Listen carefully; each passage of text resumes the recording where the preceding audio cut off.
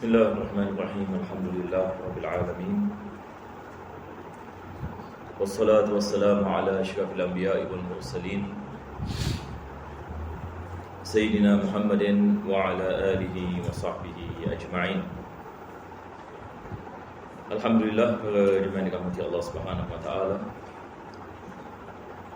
Pertama dan utama sekali kita memanjatkan kesyukuran kita kepada Allah dapat kita berkumpul dalam tempat yang bahagia ini untuk meneruskan pengajian, dan kita berdoa mudah-mudahan Allah menjadikan pengajian ini sebab pengampunan bagi segala dosa, dan dengannya Allah mengabulkan segala hajat dan memberikan kepada kita keimanan dan ketakwaan dan keselamatan daripada segala bala dan bencana, daripada segala wabak dan azab di dunia dan akhirat. Mudah-mudahan Allah membukakan bagi kita pintu kefahaman dalam agama dan diberikan kepada kita taufik dan hidayah, dapat kita melaksanakan segala yang diperintahkan dan meninggalkan segala yang dilarangi. Mudah-mudahan Allah matikan kita dalam husnul khatimah dan mengumpulkan kita bersama Nabi kita sallallahu alaihi wasallam pada hari kiamat nanti. Amin ya rabbal alamin.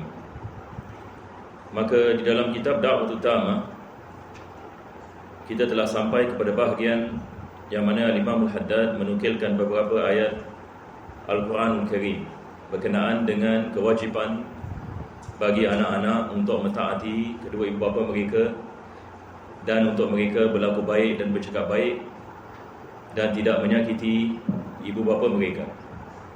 Dan Allah Subhanahu wa taala mengingatkan kepada kita tentang kesusahan kedua ibu bapa kita dalam membesarkan kita, dan juga bagaimana ibu kita hamil dalam bulan-bulan yang kita berada di dalam janinnya, dan ia merupakan satu pengorbanan yang besar daripada seorang ibu kepada anaknya.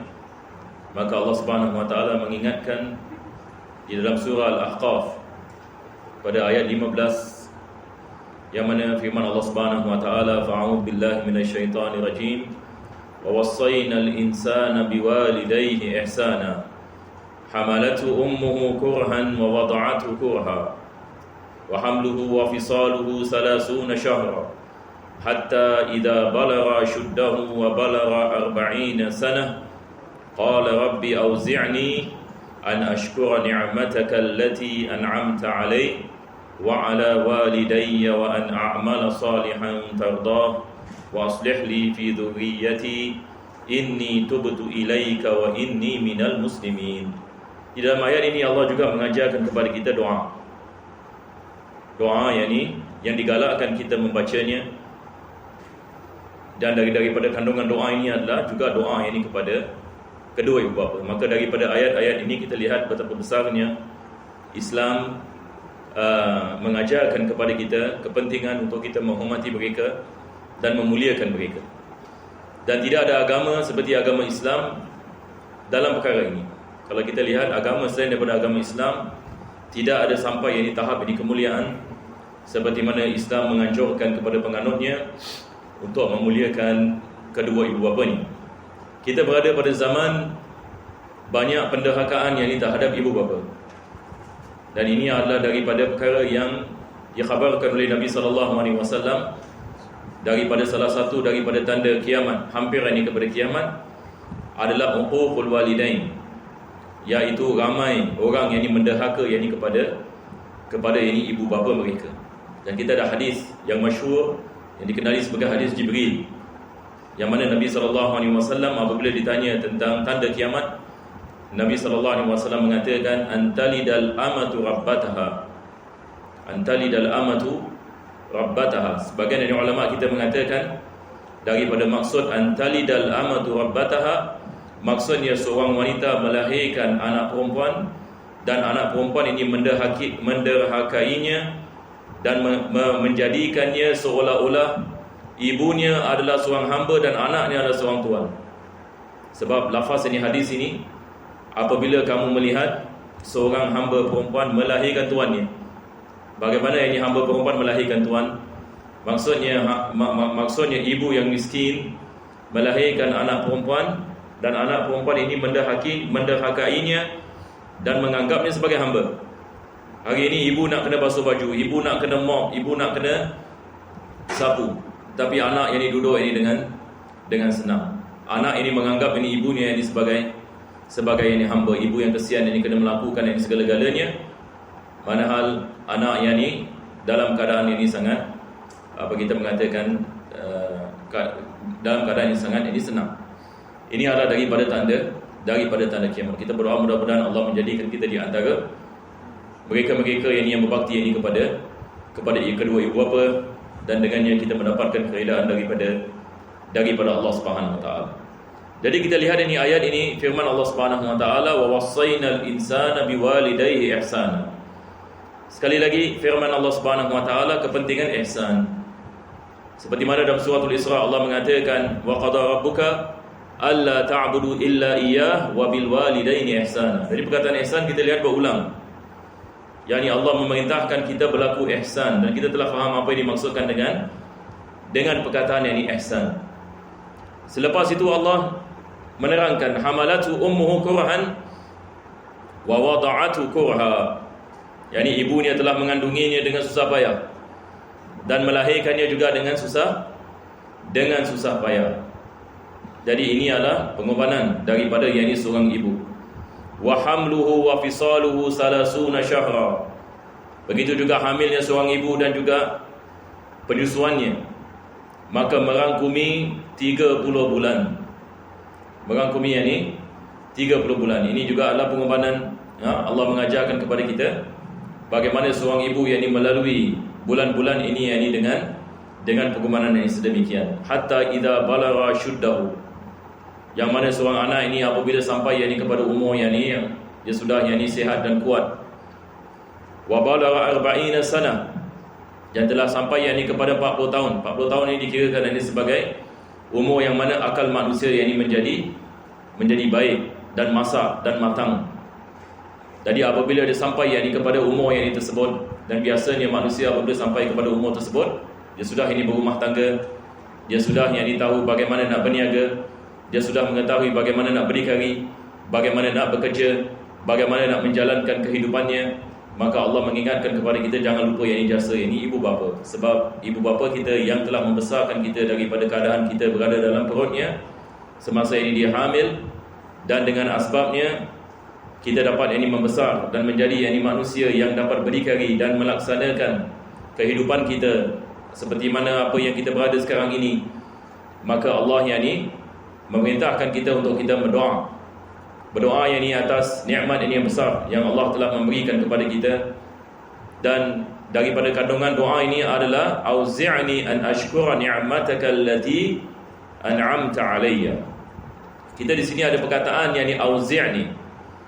Yang ini auzi'ni yang ini maksudnya berikan aku kekuatan dan taufik, yang mana dengannya aku dapat mensyukuri nikmat-Mu ya Allah. Sebab nak mensyukuri yang ini nikmat Allah Subhanahu wa taala bukan perkara yang mudah. Mensyukuri yang ini atas segala nikmat bukan ini perkara yang mudah. Apa sebabnya? Sebab nikmat Allah terlalu banyak. Terlalu banyak. Ini berkenaan dengan nikmat membesar, dan ada seorang ibu dan ayah. Ini sebahagian daripada nikmat. Tetapi nikmat Allah Subhanahu wa taala banyak sekali. Wa in ta'udu ni'matallahi la tuhsuha. Kalau kamu nak kira akan nikmat Allah, kamu tidak akan kiranya. Apa sebabnya? Sebab nikmat Allah Subhanahu wa taala terlalu banyak. Kita lihat diri kita sekarang, ini Allah memberikan kepada kita kesihatan, Allah memberikan kepada kita penglihatan, Allah memberikan kepada kita pendengaran, memberikan kepada kita akal fikiran, memberikan kepada kita daya untuk berjalan dan duduk dan pergi tandas dan bergerak dan sebagainya. Maka tiap-tiap sel dalam badan kita mendapatkan oksigen. Maka ini adalah nikmat yang besar. Dan sel manusia dalam badan manusia sekali trillions. Jadi tiap-tiap sel ini memerlukan kepada kesyukuran. Cuba bayang, sebab ini nikmat. Tiap-tiap sel ini Allah Subhanahu wa taala menciptakan dalam badan kita, dan dia ada fungsi yang khusus. Dari bagaimana kita nak mensyukuri yang ini kesemua ini nikmat Allah Subhanahu wa taala. Belum lagi kita membicarakan tentang nikmat Islam dan hidayah. Yakni nikmat yang mana Allah Subhanahu wa taala menjadikan kita daripada umat Nabi Muhammad SAW. Nikmat yang besar.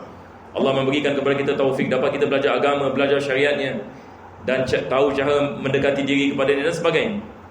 Maka nikmat Allah yang ini terlalu banyak. Maka Allah mengajarkan kepada kita doa ini, Rabbi auzi'ni Ya Allah, berikan aku kekuatan dan taufik an ashkura ni'mataka allati an'amta alayya, supaya engkau dapat memberikan kepada aku taufik ini yang mana dengannya aku dapat mensyukuri nikmat yang kau telah memberikan kepada aku. Nabi Sulaiman juga berdoa dengan doa ini.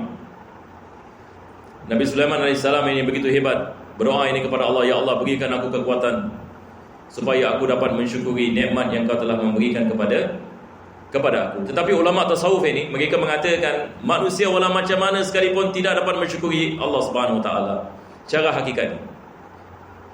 Walau macam mana sekalipun, walaupun satu orang yang misalnya yang dia ibadat, yang semua hidupnya yang dalam keadaan zikir dan ingat ini kepada Allah Subhanahu Wa Taala, maka dia tidak akan dapat ini sampai ini kepada tahap mensyukuri ini Allah Subhanahu Wa Taala secara hakiki. Jadi manusia ini adalah daripada kelemahan kita. Walau macam mana kita cuba sekalipun, kita tidak dapat ini sampai ini tahap ini kesyukuran dengan hakiki. Tetapi kita cuba yang ini segala yang ini upaya agar Allah Subhanahu Wa Taala menerima yang ini segala amalan kita dan menjadikannya yang ini sebagai sebab yang mana dengannya Allah menambahkan nikmat ini ke atas kita dan meredai kita. Jadi harus ini kita faham ini perkara ini dengan dengan baik. Dalam Al-Quran ini Allah mengatakan la in syakartum la azidannakum wa la in kafartum inna adzabi lasyadid. Kalau sekiranya kamu mensyukuri akan nikmatku, aku akan menambahnya. Jadi maksudnya apabila manusia cuba saya upaya untuk mensyukuri Allah Subhanahu Wa Taala dengan melaksanakan apa yang diperintahkan dan meninggalkan apa yang dilarang oleh Allah dan mengingati Allah Subhanahu Wa Taala pada tiap-tiap masa ini dan keadaan, maka Allah Subhanahu Wa Taala akan menerima amalannya dan akan menambahkan nikmatnya yang ke atas ini orang tersebut. Rabbi auzi'ni an ashkura ni'mataka allati an'amta alayya wa ala walidayya. Selepas itu Allah mengingatkan kepada kita, yakni nikmat yang kau telah memberikan kepada aku dan juga nikmat yang kau telah memberikan kepada kedua ibu bapaku. Yakni berikan aku kekuatan untuk mensyukurinya. Wa an a'mala salihan, dan berikan aku taufik, kekuatan untuk aku beramal saleh. Yakni beramal saleh juga memerlukan taufik daripada Allah. Apabila kita mendapati diri kita alhamdulillah cenderung kepada amalan yang baik, maka kita wajib bersyukur kepada Allah Subhanahu Wa Taala, sebab ini datang daripada Allah. Kalau hari ini kita mendapati diri kita suka kepada salat, suka kepada belajar ilmu agama, suka datang ke masjid, suka baca Al-Quran, suka hadir majlis ilmu, majlis ini zikir, ini adalah taufik. Maksudnya Allah yang nak kebaikan bagi kita. Jadi dia memerlukan kepada kesyukuran. Dari ayat ini mengatakan, ya Allah, berikan aku kekuatan untuk mensyukurimu agar aku dapat beramal saleh. Sebab apabila aku mendapat yang beramal saleh, maka itu adalah daripadamu. Sebab engkau yang telah memberikan aku taufik dan hidayah, yang mana dengannya aku dapat beramal saleh. Amal saleh tardahu wa aslih li fi dhurriyyati. Amal saleh yang ini engkau meridainya, dan berikanlah aku ini kebaikan bagiku dan juga bagi zuriatku dan mereka-mereka yang datang ini selepas aku. Jadi kadang-kadang ini disebabkan seorang ayah yang bertakwa, Allah memberikan barakah kepada anak-anak. Anak-anak ini mendapatkan barakah daripada Allah. Ini kita lihat dalam suratul Kahfi. Dalam suratul Kahfi kisah Nabi Musa AS dengan Khidir. Apabila ini mereka masuk kepada kampung, istata'ama ahlaha fa'abawa yudayyifuhuma fawajada fiha jidaran yuridu an yanqadda fa'aqama qala law syi'ta lattakhadhta 'alayhi ajra qala hadha firaq baini wa bainik sa'unabbi'uka bita'wili ma lam tasti' 'alayhi sabra. Lepas itu yani Allah Subhanahu Wa Taala menceritakan Nabi Khidir ini, dia mengatakan wa ammal jidaru fakana li ghulamaini yatimaini fil madinati wa kana tahtahu kanzun lahumā wa kana abuhuma salihah. Jadi Nabi Khidir mengatakan kepada Nabi Musa AS, kenapa ini aku menegakkan tembok? Sebab di bawah tembok ini ada harta bagi kedua anak yatim. Ada dua anak yatim, bapanya telah meninggal dunia. Wa kana abuhuma salihah, dan bapanya adalah orang saleh. Maka Allah Subhanahu Wa Taala memberikan barakah kepada anak-anak. Nabi Khidir AS ini mendapat ilham ini untuk memperbaiki tembok tersebut. Sebab kalau tembok itu jatuh, harta itu dapat ini dilihat dari orang. Dan kebetulan orang yang tinggal dalam kampung itu adalah orang yang bakhil. Sebab dalam ayat tadi Allah mengatakan istata'ama ahlaha fa abaw an yudayyifuhuma. Dia meminta makan daripada orang kampung yang tidak memberikan makanan. Jadi orang kampung ini yang bakhil. Jadi Nabi Khidir mengatakan kalau tembok ini jatuh, orang bakhil, harta dia dapat dilihat, mereka akan mengambil harta tersebut. Maka aku mempercepatkan untuk membina tembok tersebut. Wa kana abuhuma salihah. Dan sebabnya adalah bapa mereka adalah orang yang saleh. Sebagian ulama tafsir mengatakan 7 keturunan.